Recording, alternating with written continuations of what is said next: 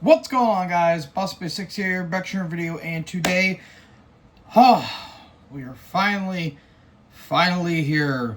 Ladies and gentlemen, boys and girls, for those of you who've been watching my channel for a while, you guys know I am a huge fan of the NFL, and there's nothing better to talk about the NFL without the predictions. So yes, we're finally in that season, ladies and gentlemen. We have been waiting 6 long months for football. But we finally got it. At least on the professional level. College actually just started not that long ago. So, yeah, I am very excited to bring you guys my Week 1 predictions of the 2025 NFL season. Probably going to be terrible predictions, but hey, that's what we're here for. Yeah, I'm very excited to talk about these games. I'm very excited to see how the season's going to be. A lot of interesting stuff is going on. There's some unique storylines going on with the NFL, but oh boy, this one is going to be a very interesting season here. So yeah, without wasting any time, enough of my yap, let's get into these games. Starting off with the first game of the NFL season, we've got an NFC East showdown. We've got them good old Dallas Cowboys against the reigning Super Bowl champion, the Philadelphia Eagles. Oh boy, Dallas. Do you want to talk about it? Do you want to talk about it? For those of you who don't know what I'm talking about, the Cowboys, and led by the greatest owner of all time, at least in his mind, good old Jerry Jones, good old Jerry boy, decided to royally fuck up and decided to trade his star edge rusher in his prime. They traded away Micah Parsons, who went to the Packers for 4 years and $180 million guaranteed. $47 million a year. All because Jerry Jones didn't want to pay him for reasons. I don't know. Jerry is a very special owner. I hope Jerry Jones remains Dallas's owner until he weathers in the dust, because this is some of the funniest and some of the most ridiculous shit I have ever heard in my entire damn life. Considering that you paid Dak and CD, who's going to stop your rush? Oh, well, what did they get in return? Two first round picks, and especially Kenny Clark. I'm going to shut my door because my dog was barking. But, yeah, 2 first-round picks and Kenny Clark, a guy that's in his 30s and didn't have that great of a season last year. Good God, Dallas, what the hell are you trying to do? So, yeah, they're taking on the Eagles, who they did lose a good chunk of their core from the Super Bowl this past year, but they still have a lot of great pieces, especially on the offense and the defense, to really make it up. Of course, you got Jalen Hurts, Saquon Barkley, Dallas Goedert, A.J. Brown, Devontae Smith. Great defense, great O-line. Absolutely killer stuff. So, yeah, it's going to be, it's not going to be pretty for Dallas. I don't know if this game's really going to be that close, because people keep saying Dallas might get a wild card spot. I don't even think they're going to make the playoffs this year, because I'm sorry, I don't think this team has anything going for it, and especially that they trade away Micah Parsons to the Packers, a team that Jerry hates. That will never not be funny to me, but yeah, I think Philly's going to take the win here. I don't see Philly not losing unless Sirianni really cooks up something suck, but yeah, I have the Eagles winning this game. I don't know if this game is even going to be a contest. Following that, we have a Friday night game, and I think the first and only time, or the first time, that an NFL game is actually going to be streamed on YouTube, which I think is pretty cool. We got an AFC West showdown between the Kansas City Chiefs and the San Diego Chargers. Or not San Diego Chargers. I want to say San Diego in spirit of it, but the Los Angeles Chargers. Anyways, the Chiefs, they just got back from a Super Bowl ass-whipping by the hands of the Philadelphia Eagles. And some interesting things have happened off the field, mainly with Travis Kelce and Taylor Swift, which is probably a good indicator that, yeah, this is probably going to be Kelce's last year, if not one of his last years, because the dude's done everything. He's really done everything. He's probably the second greatest tight end of all time. I don't think anyone's going to be beating Gronk anytime soon. But Kelsey was starting to make a case there for a little bit, but unfortunately just couldn't pull through in the very end. Meanwhile, the Chargers, it's been kind of a quiet season for them. Not a whole lot really has been going on. They did lose Joey Bosa to the Bills, so they kind of shipped them off there. I will say, though, losing Rashawn Slater is going to be a massive blow for them, considering how great that defensive line is. So, yeah, that's a big, big, big blow to them. I think Rashawn's out for the season, so, yeah, that's going to be tough. Wait, is he O-line or defensive line? Let me check really, let me check really quickly. I think he's a defensive guy, I believe. I should have looked this up beforehand. Oh, no, he's an offensive tackle. Okay. Never mind. My bad. But, yeah, losing Slater is a big blow to them because, you know, who the hell is going to be, who's going to be protecting Herbert. But they got Joe Alt, who I think is going to be solid. But, yeah, losing Slater was a big, big, big blow to them. So, I don't know. The Chiefs are probably going to win this game here, although I do think that the Chargers are going to make it a bit of a contest, but I think the Chiefs are going to pull out the victory here. Not to mention they just lost Joe Thuney to the Bears as well, so that's kind of a blow to the offensive line there a little bit, but the Chiefs' defense is still really damn good because, you know, Steve Spagnuolo and all that stuff. I'm just curious, you know, how the offense is going to run for Kansas City because it was very, very, very, very bland last year because, well, you got Matt Nagy. But I do think the Chiefs are going to be able to pull off a victory here, and they're going to kick off their winning streak of going 1-0. Following that, oh, Lord, we've got the Arizona Cardinals versus the New Orleans Saints. The Cardinals, they're just there. I don't know what you want me to say about the Cardinals. They didn't do a whole lot in the offseason. I'm honestly trying to think. I don't really think they did anything in the offseason. They only got Walter Nolan in the draft, who I think is going to be pretty solid. But honestly, besides that, the Cardinals camp was pretty quiet this year. Not a whole lot really happened, but that's Arizona for you. Even if something did happen, nobody really gives a shit, unfortunately. I'm just hoping with the Cardinals this year, I hope they would use Marvin Harrison Jr. to his full potential, because last year he had some good spurts, but it was very few and far between. So that was just kind of my whole thing with Arizona last year. Meanwhile, the Saints, on the other hand, it's time to embrace the tank because, good Lord, this team is a fucking mess. An absolute mess. Their quarterback room is very, very, very bad. I think their veteran quarterback has only been in the league for 3 seasons? Yeah, that's pretty bad if you ask me. You have Spencer Rattler that's going to be starting, which, yeah, we all know how he is. They, got rid of quite a few guys, which they need to. They just need a reset. They need a hard reset. Because, good Lord, dude, this team is just barren. They are absolutely barren. No one cares about them. This team hasn't meant anything since Breeze retired. So, yeah, this team just needs to embrace the tank. And, yeah, that's all I really need to say here. The Cardinals should be able to win this game, but the weird thing about the Saints is that they'll start off hot and then completely take a nosedive, which is what they've been doing for the past, 5 years now. But I think the Cardinals should win this game here. It just mainly depends on Kyler Murray. It really does in the outset. But, yeah, I'm going to go with the Cardinals with this one because the Saints just don't have anything going for them right now. Following that, we have a kitty battle. We've got the Carolina Panthers versus the Jacksonville Jaguars. The Panthers, again, kind of like Arizona, didn't have a whole lot going for them this offseason. They did get Tetairoa McMillan, I think that's how you say his name, the Arizona State wide receiver, so they're giving Bryce Young more weapons, and that's really cool. I think they did lose Adam Thielen. I think Thielen went back to the Vikings, which I thought was a little interesting.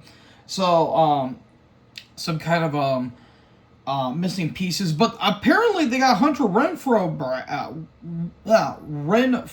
back, which, okay, I don't know where he's been at for the past couple of years, ever since he was with the Raiders. But again, the Panthers didn't do a whole lot this offseason. It's just mainly been Bryce Young developing, which is good because he's starting to slowly revive his career a little bit after having two pretty bad seasons, especially his first year. His first year was really, really, really bad. But meanwhile, the Jaguars, on the other hand, more of the same with Carolina. Not a whole lot really happened. They picked up a couple pieces from the Saints. It's just it mainly depends on how Trevor Lawrence is going to be. I've said it during my predictions. I'm going to say it again.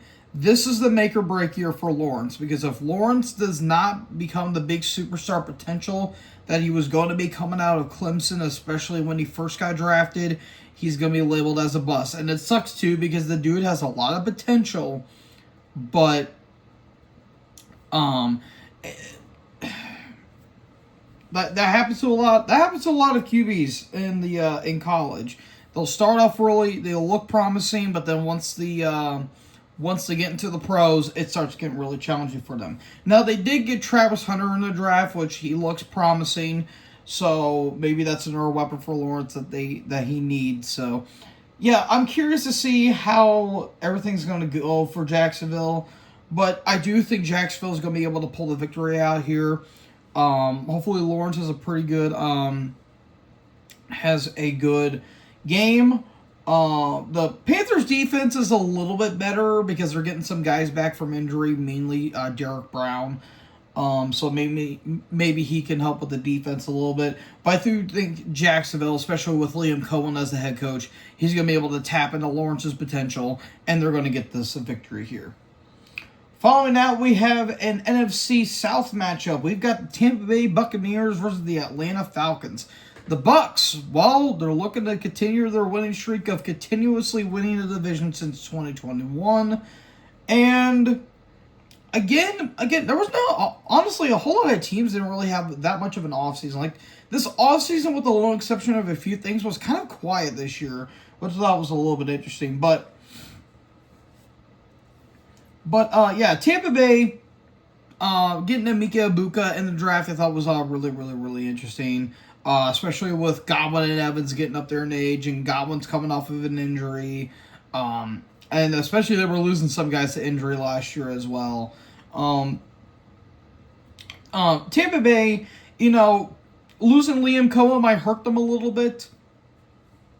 But I do think that they still have the offense and they still have the pieces to really make a name for themselves. Meanwhile, the Falcons, on the other hand, I don't get Atlanta, dude. I don't. I'm convinced this franchise has been broken ever since 28-3. It has been. Thanks, Brady. Thanks, Kyle Shanahan. Yeah, Atlanta, they're just going to be there for the most part. I'm curious to see how Michael Penix is going to do, because they do have weapons around him, and maybe this might be the year that Kyle Pitts actually showcases his potential. Even though I think he's a pretty average tight end in my estimate, but that's besides the point. Yeah, just with Atlanta, they'll look like they'll win the division, but then they'll completely slip and, choke on their own failure and end up losing the division. So I do think Tampa Bay is going to get the victory here, even though I don't know. Atlanta might get the victory here, but I'm going to go with Tampa Bay with this one, because they might split the wins here, because it is a divisional matchup. But yeah, I'm going to go with Tampa Bay with this one. They're just a better team on paper, in my opinion. I do think Baker's going to ball out this year, even though the Falcons finally did get an edge rusher, which is like 3 years too late. I do think Tampa Bay is going to get the victory here, though. Next up, oh boy, we got a bit of a rivalry matchup with this one. We've got the Pittsburgh Steelers versus the New York Jets.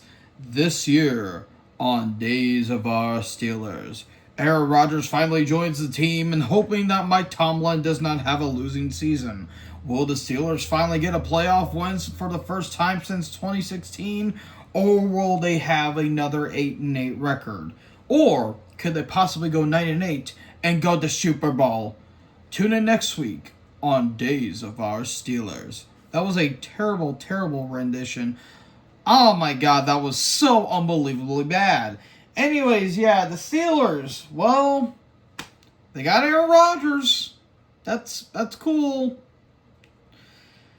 This is probably going to be his last season. See, it's actually going to be a very interesting year for Pittsburgh because, not only did they get Rodgers, but they also got DK Metcalf, and then they shipped off Pickens to Dallas, which I thought was interesting. So it's going to be an interesting year for them. So yeah, I don't know. I don't know how to feel about Pittsburgh this year. It's a very, very weird thing if you ask me. Meanwhile, the Jets, on the other hand, it's the Jets. What do you want me to say?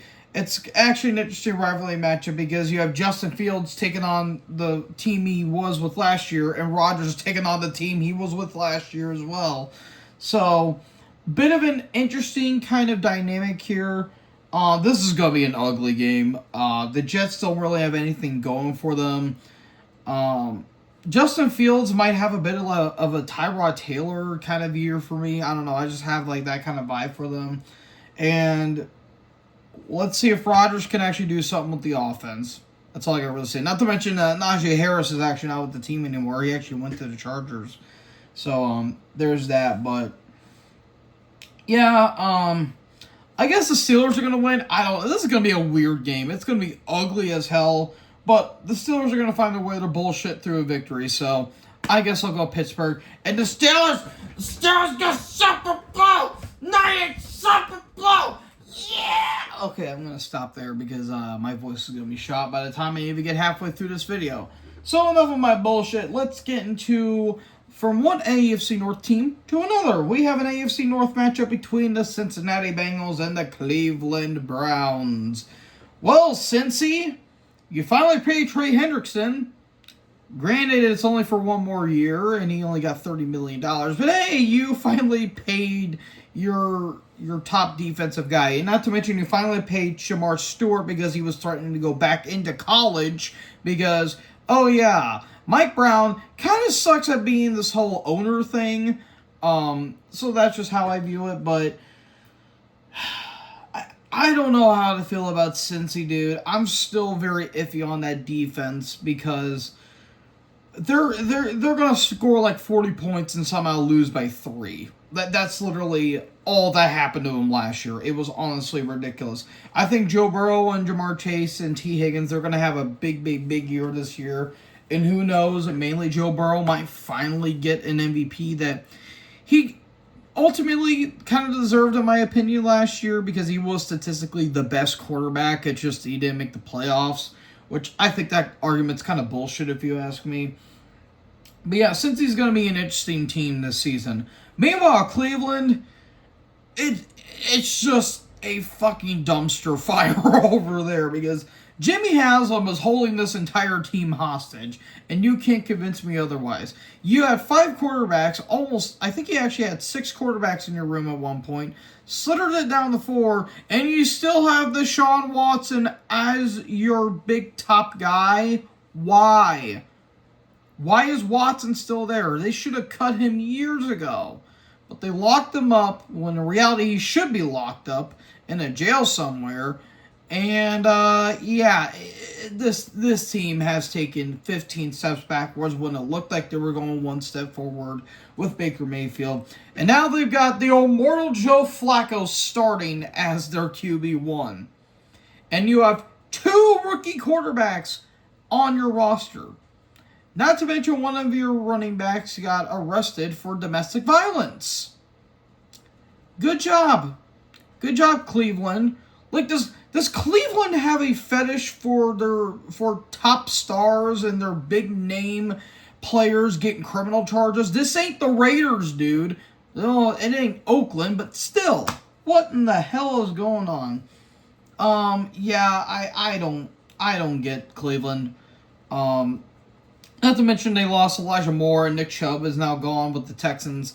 This team is going through a massive rebuild for the 8th time in the span of 2 years. And, yeah, I think Cincy's going to take the victory here. Unless Flacco just pulls magic out of his ass, I think the Bengals are going to be able to win this game pretty handily, if you ask me. Oh boy, we have a mid-off, ladies and gentlemen. We've got the Miami Dolphins versus the Indianapolis Colts. The Dolphins. Yeah, I don't even know what happened to him this offseason. Like, honestly, there's rumors of Tyreek Hill possibly leaving, possibly not. I don't 100% know. They've got Quinn Ewers, and he didn't look that good in the offseason. I guess that counts for something. I don't know. Again, I don't think this team's really going to be making any noise this season because they just don't have anything going for them right now. They do have a good offense. It just mainly depends on Tua's health. Not to mention their O-line was a little bit rough, and, you know, their defense is kind of so-so. And if they don't make it into the playoffs, I think everyone's getting fired, especially Mike McDaniel, which sucks. He seems like a likable guy. It's just the problem is he doesn't know how to adjust sometimes. So that's just how I think the Dolphins are going to be this season. But they are far and away way better than whatever the hell Indy is doing because Jesus Christ. You have to suck at being a quarterback that Daniel Jones is starting over you. You are the 4th overall pick, and you have Daniel Jones starting over you. Ladies and gentlemen, the Anthony Richardson experiment. Good God almighty, this team. Oh, good Lord. I don't get this team, dude. I really don't. And it sucks that Jim Irsay can't do anything about it because, unfortunately, he passed away. So, yeah, Chris Ballard needs to be fired. Wait, isn't Chris Ballard fired? I think. I don't fully remember. But, yeah, this team's got nothing going for them. They really don't have anything going for them. They got Tyler Warren in the draft. Okay, cool. Your quarterback is still Daniel Jones. The defense was ass last year, and the offense was okay. You just had a bad quarterback. So that's all I need to say. I think the Colts are going to be bad this year. I think the Dolphins are going to win this game. Which sucks because, again, the Colts have a pretty solid offense. The problem is you have Daniel Jones throwing you the ball. So, yeah, I guess the Dolphins by default, I guess. Oh, excuse me.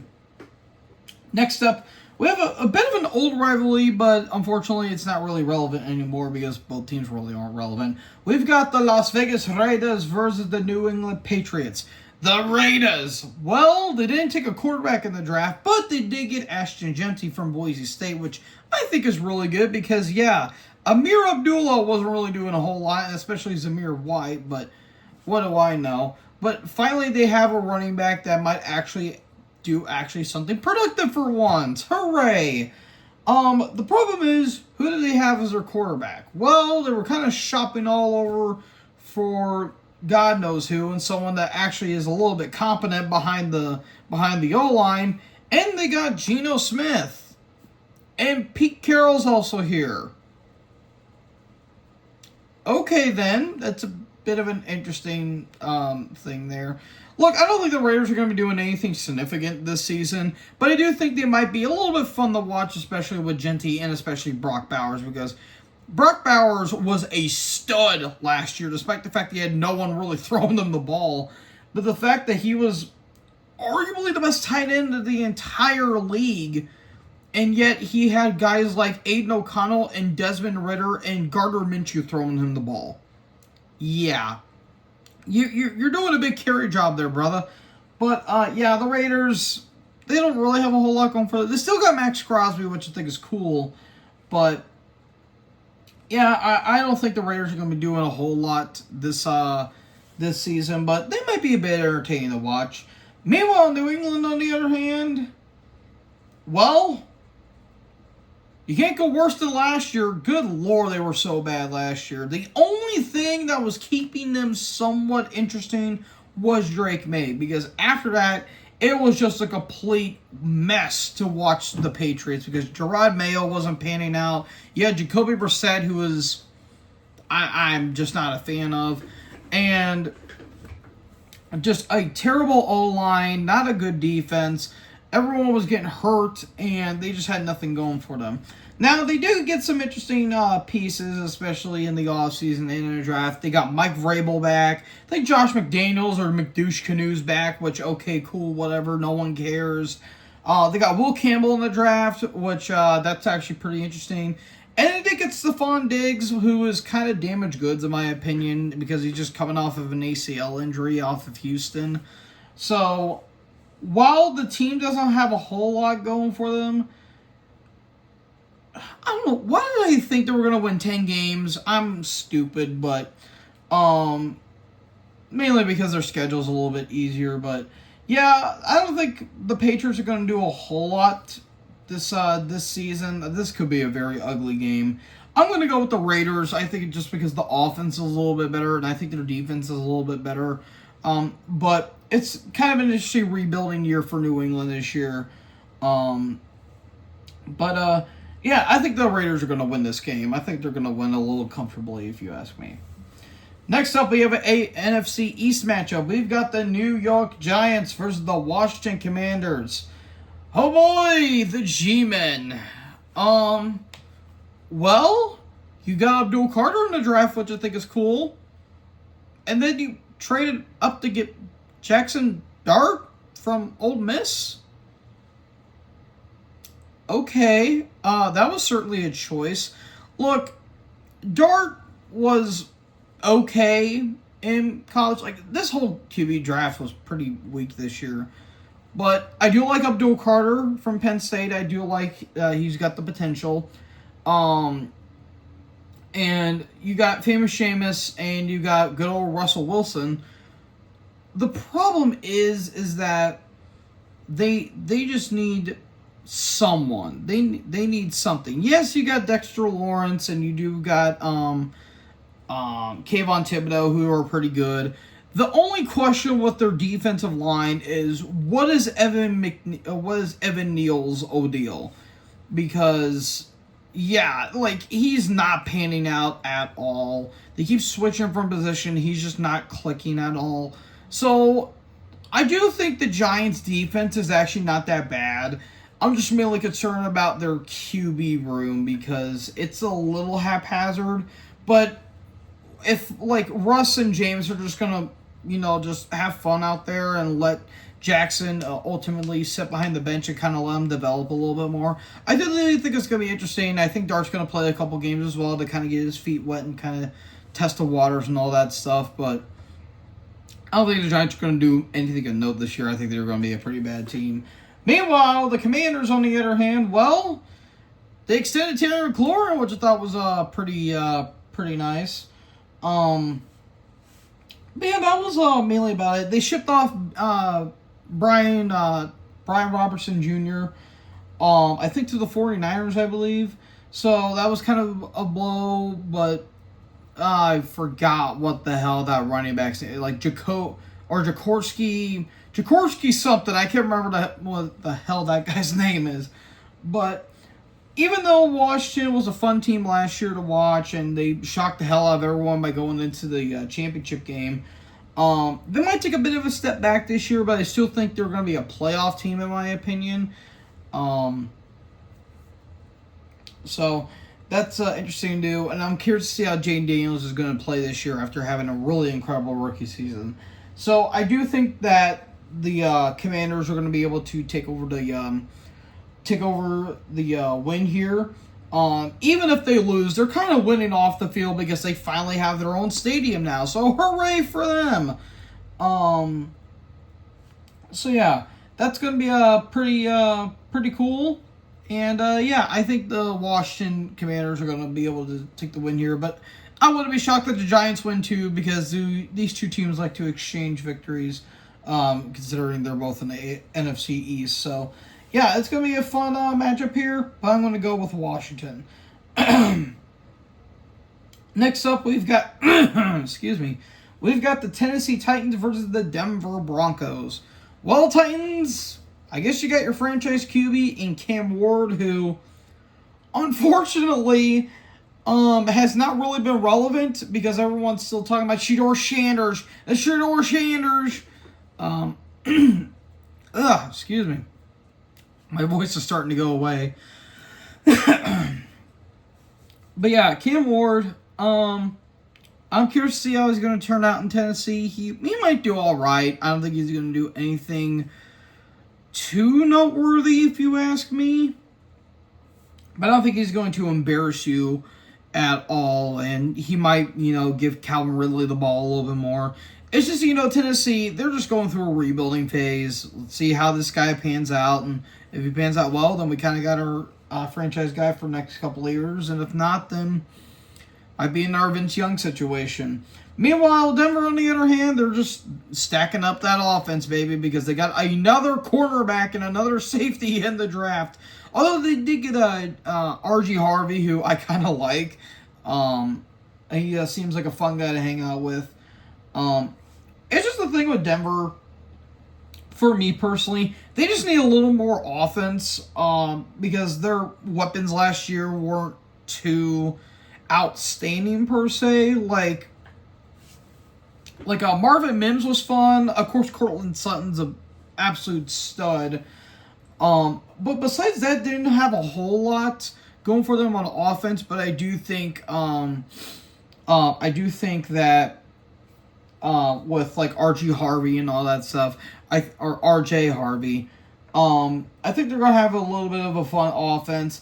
My main complaint is that I'm a little iffy on Bo Nix. I don't think he's god-awful per se, but he had a respectable rookie season, but it was mainly the defense that was kind of carrying the team. So we'll see how that plays out. So we'll have to see, even if Brandon Perno likes to highly disagree about that. I don't know what's too harsh on Bo Nix personally. I'm just like, okay, he was okay. Nothing more, nothing less. But, yeah, I'm curious to see how he's going to turn out this season. I do think the Broncos are going to win this game because, again, the Titans don't have a whole hell of a lot going on for them. But they should be able to be a fine team in the outside of things. They'll just probably be mid. But I do think Denver is going to be able to get the victory here. All right, next up we have an NFC West matchup. We've got the San Francisco 49ers versus the Seattle Seahawks. The 49ers, let's see if they can bounce back after having a pretty piss-poor 2024. They were injured to hell and back, especially with, Brandon Ayuk was getting hurt. And, Ricky Pearsall, their first-round pick last year, got fucking shot.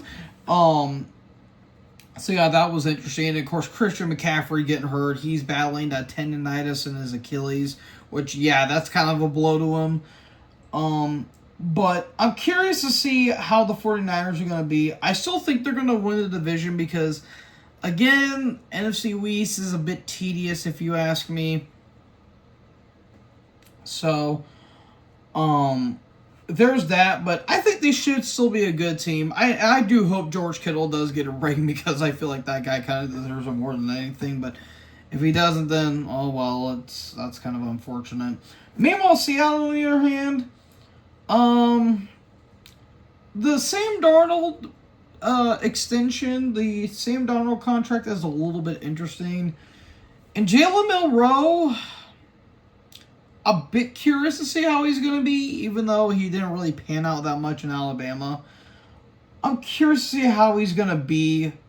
But, I don't know. Seattle, they're just kind of a weird team. I don't know what to really think about them per se.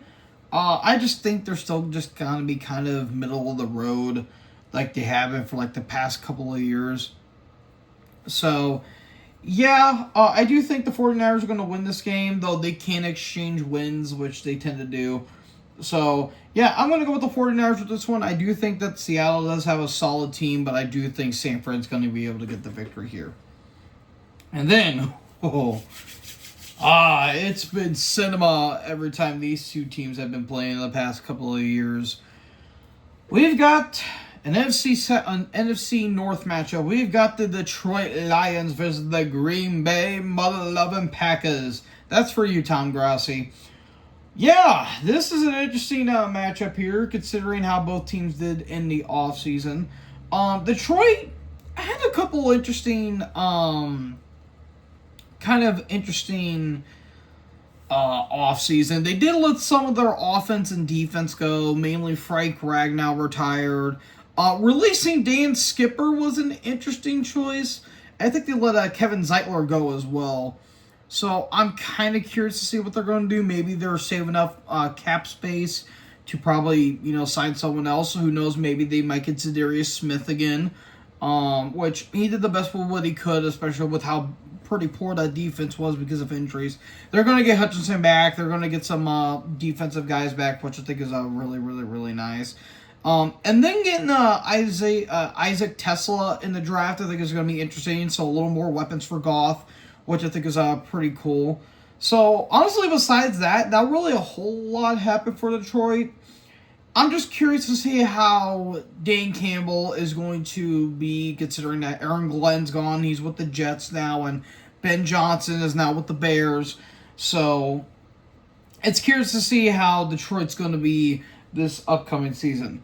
Mainly, when their opponent, the Green Bay Packers, just got Micah Parsons, so they finally have an edge rusher, and they gave up Kenny Clark, so the AFC North got a little more stacked than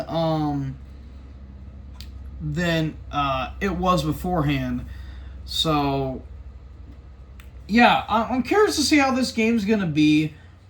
It's just, again, the main concern I have with the Packers is Jordan Love. Is he really the guy?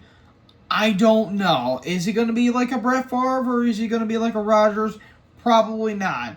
But hey, not everyone can be. I just think that he's trying to live up to that hype, but unfortunately it's not really panned out all that much for him. He's not bad. I just don't think he's as elite as all the other QBs, especially in the entire league. Like, I think, Goff is a better quarterback than him. I do think, Herbert's better and, so on and so forth. Like, he's not like a Mahomes or an Allen or a Jackson or anything like that, but he's not like a Desmond Ridder or a, Aiden O'Connell or anything like that.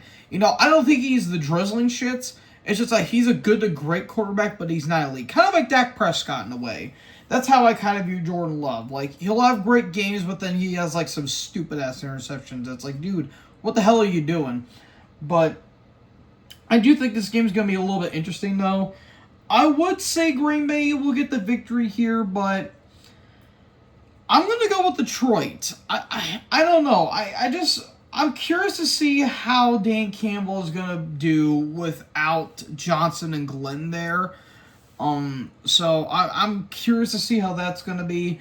I mean, if the Packers win, it wouldn't be too shocked, but the Lions have had the Green Bay's number for a little bit there, so I think they're going to get another victory here, but if the Packers win, I wouldn't be too shocked. And then, this is a bit of an odd matchup. We've got the Houston Texans versus the LA Rams. Well, the Texans did something, I guess. Not a whole lot happened with Houston. They did get C.J. Gardner-Johnson, who got hurt, but he's going to be able to play, which I think is a little bit interesting, I guess you could say. But other than that, not a whole lot's going on. The O-line somehow got worse because they don't have Laramie Tunsil and Shaq Mason, so their O-line's going to be pretty fucking bad. Their defense is going to be good. And they don't have any receivers for Stroud, which was kind of one of the main factors why he wasn't as great as he was in his rookie year. Because, Tank Dell's out for the rest of the season still because he completely killed his leg and fucked his whole knee up. Stephon Diggs is now with New England. Yeah, not a whole lot really is going on with Houston. I mean, I'll be shocked if they even win 10 games because, again, they look a little suspect because their O-line is pretty fucking bad. But who knows? They'll probably bullshit their way to a couple games. Meanwhile, the Rams, on the other hand, is this Matt Stafford's last year? That's my big question. Is this going to be Matt Stafford's final year in the NFL? From the looks of it, it probably will be. And it sucks, too, because I've had a massive respect for Stafford, even in his days in Detroit, where it was mainly him and Calvin Johnson carrying the entire team. It was literally the Stafford and Megatron show for the longest time up until Megatron randomly retired. But, yeah, I've always had a respect for Stafford.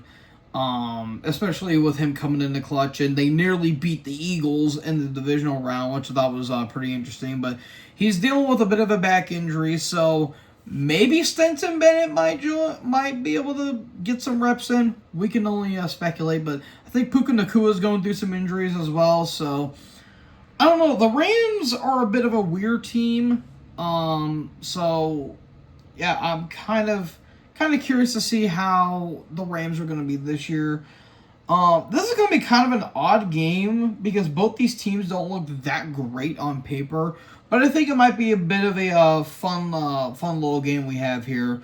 I'm going to go with the Rams, though, only because I think their defense is still pretty damn good because, Jared Verse was an absolute monster last year. And not to mention they got Devontae Adams, which I think is going to be a little bit interesting. So, yeah, I do think the Rams are going to be able to get the victory here. But I don't know. Texans defense is pretty good too, but I just don't trust that O-line with Stroud. So I'm gonna go and say the Rams are gonna win. And then this is gonna be a fun one. Hopefully, we've got Sunday Night Football, the first Sunday Night Football game of the season. We've got a divisional matchup, or not? We got a divisional round rematch from this past year. We've got the Buffalo Bills and the Baltimore Ravens. That's actually happened in Buffalo. So the Ravens and the Bills. Wow. This team has some history, let's just say, mainly in the QB department between Josh Allen and especially Lamar Jackson. The Ravens. You got Malachi Starks in the draft, and you got D-Hop.